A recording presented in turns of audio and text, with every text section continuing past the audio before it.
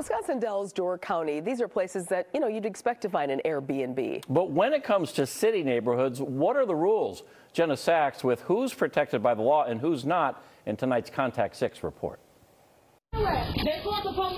This isn't how Chanel Causey thought her New Year's Eve would end, with strangers in her backyard. And after learning what led up to this moment, Chanel wonders, how well does she know her neighbors? I was in disbelief. I couldn't believe that it was even happening. It was just before 10 p.m. when Chanel thought she heard fireworks. This is where my husband came out, and he looked out into the alley and he could see people yelling out for help.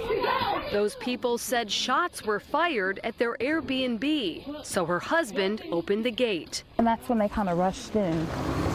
Milwaukee police responded to the street, but found no evidence of gunshots nor injuries. Chanel may not have a police report from that night, but she does have video, thanks to a neighbor's surveillance camera. Thank you. They just shot up the whole thing. Chanel didn't know her neighbor across the alley operated an Airbnb. She found the listing days later. As a community and as a neighborhood, now we're saying, okay, what happens next? Airbnb calls the incident extremely rare. The home rental website bans parties and has a 24/7 phone line for neighbors. It tells Contact 6 it immediately suspended the listing as we investigate further. I feel that this is something that could happen anywhere and it could happen to anybody. Airbnb hosts in Milwaukee can make extra money renting during festivals, baseball games, even next year's RNC.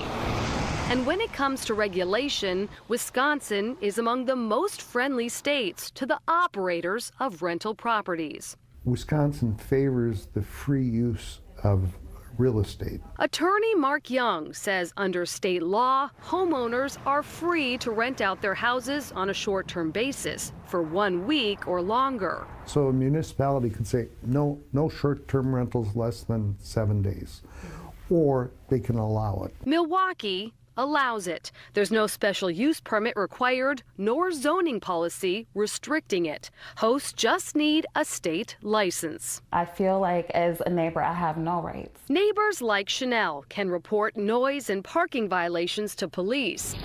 But if Airbnb allows her neighbor to rejoin its marketplace, there's not much Chanel can do to stop it. Because it's kind of scary to know that people are coming and going from a home, and you have no idea of who these people really are. I'm Jenna Sachs, Contact 6. The owner of the Airbnb tells Contact 6 she wasn't in town on New Year's Eve, but the party was shut down. She says she rents her house while traveling, and bookings are usually uneventful, but sometimes guests just don't follow the rules.